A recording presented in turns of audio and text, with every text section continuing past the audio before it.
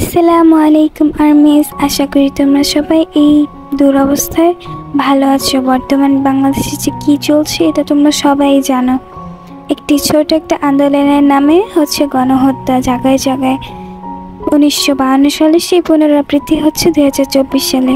কিন্তু এই বিষয়টা নিয়ে বাংলাদেশের সেলিব্রিটিদের কোনো মাথা ব্যথা নাই। তারা তাদের আগের মতো কন্টেন্ট অনুযায়ী ভিডিও আপলোড দিচ্ছে, হাসছে। তাদের কোনো এটা নিয়ে কোনো ফিলিংসই নেই। তারা ফেসবুকে ইনস্টাতে ছবি দিয়ে গান দিচ্ছে।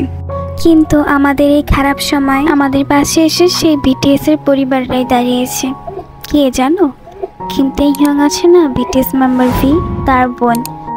আর কেপপ বা কেপপ ফ্যান, বিশেষ করে আমাদের আর্মিদের অনেক কটাক্ষ করা হয়, উঠতে বসতে বাজে কথা শোনানো হয়। অথচ টুইটারে যারা সেভ বাংলাদেশ স্টুডেন্ট ট্রেন্ডিংটা চালু করেছে তারা আর কেউ না রে ভাই, এটা হচ্ছে আমাদের সেই বিটিএস ফ্যান্ডমটা, যাদের আপনারা অনেকেই প্রতিনিয়ত বিরক্ত বা তুচ্ছ তাচ্ছিল্য করতেন এসব নিয়ে।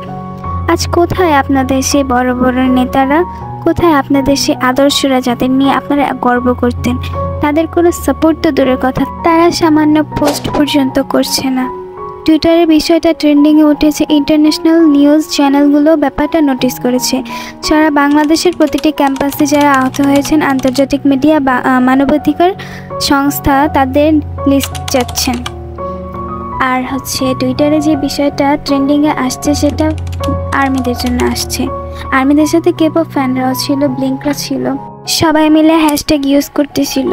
টুইটারের ট্রেন্ডিংয়ে এই হ্যাশট্যাগুলো আছে সেভ বাংলাদেশ স্টুডেন্ট। এগুলো আর্মিদের আর কেপপ ফ্যানদের দ্বারাই সম্ভব হয়েছে, আর কয়েকটা সাধারণ মানুষ ছিল। আলহামদুলিল্লাহ আমরা সফল হয়েছি। এরপর থেকে লজ্জা শরম থাকলে বিটিএস ও বিটিএস আর্মিদের নিয়ে বাজে কথা বললেন না। আমাদের এই ফ্যান্ডমটা খারাপ নয়, যতটা আপনারা আমাদের প্রমাণ করার চেষ্টা করেন।